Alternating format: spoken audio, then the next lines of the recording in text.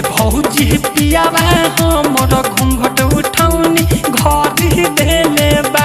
ए भौजी हमके फुसला के प्यार करी ले बा। ए भौजी पियावा हमर घूंघट उठौनी घर देले बा। ए भौजी रजऊ हमर घूंघट उठौनी घर देले बा।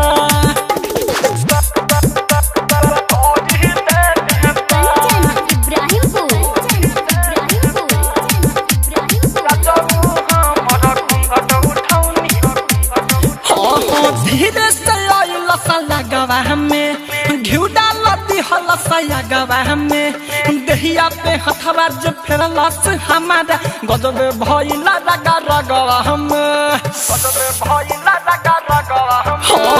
धीरे से लगवा हमें घिउ डालती हलसया गवा हमें दहिया पे हथवा जो फेरलस हमारा गजब भइला रगा रगवा हमें।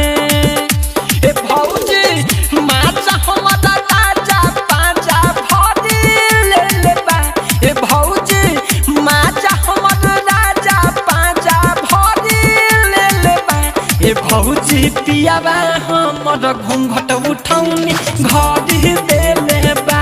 ए भौजी रजऊ हमर घूंघट उठौनी घर देले बा।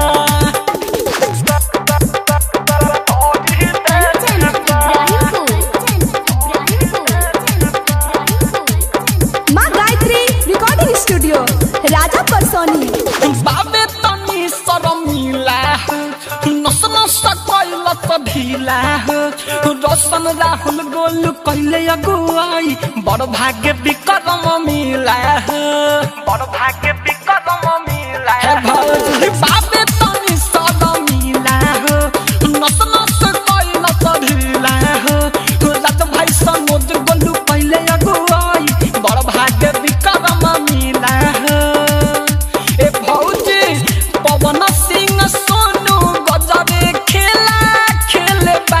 ए भौजी पवन सिंह सोनू गजबे खेला खेले बा।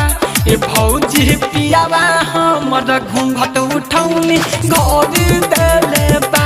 ए भौजी रजऊ हमर घूंघट उठौनी घर देले बा।